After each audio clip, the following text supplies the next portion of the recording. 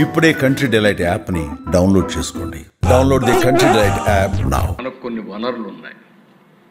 పోలవరం, హైదరాబాద్ నగరం తెలంగాణకి వెళ్ళినప్పుడు ఇక్కడ వనరులు తక్కువగా ఉన్నాయి, కాంపన్సేట్ చేయాలనే ఉద్దేశంతో పోలవరాన్ని నేషనల్ ప్రాజెక్టుగా డిక్లేర్ చేశారు. 2014 నాకు బాగా జ్ఞాపకం. ఆ రోజు ఎన్డీఏ ప్రభుత్వాన్ని ఎన్నుకున్నారు. ఎన్నుకున్న తర్వాత ఢిల్లీకి వెళ్ళాం. ప్రధానమంత్రి గారి ప్రమాణ స్వీకారం. ఆ ప్రమాణ స్వీకారానికి పోయినప్పుడు నాకు ఈ ప్రాజెక్ట్ ఒకసారి స్టడీ చేస్తే నా అనుభవంతో చూశాను. అందులో మీరు చూస్తే 7 మండలాలు తెలంగాణలో పెట్టారు. అవి సబ్మెర్జెన్స్లో వస్తాయి. ఆ 7 మండలాలు కానీ క్లియర్ చేయకపోతే ఈ రాష్ట్రానికి ఆ ప్రాజెక్ట్ కట్టలేము. కేంద్రం అనుకున్నా కట్టే పరిస్థితి ఉండదు. రెండోది దశ, ఈ 7 మండలాలు కట్ ఆఫ్ డేట్ ఉంది. ఆ రోజు జూన్ 2వ తారీఖున మనకు విభజన రోజు కట్ ఆఫ్ డేట్. ఆ రోజు దాటితే 2 రాష్ట్రాలు స్వయం ప్రతిపత్తి అంటే అటానమస్గా ఉంటాయి.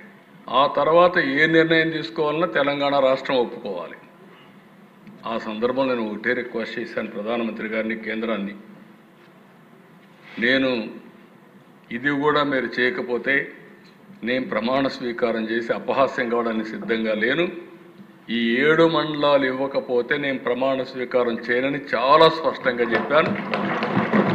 చరిత్రలో ఎప్పుడూ జరగని విధంగా మామూలుగా మనం అందరం ముందు ఎన్నికవుతానే మంత్రులు అవుతారు, పార్లమెంటు సమావేశమై బిజినెస్ స్టార్ట్ అవుతుంది.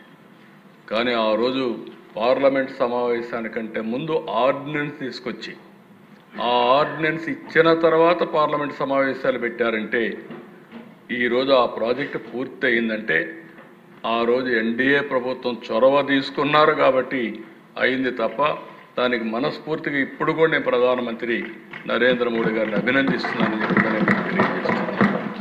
ఆ డెసిషన్తో ఆ దిశ ఈరోజు ఈ ప్రాజెక్టు ముందుకెళ్ళింది.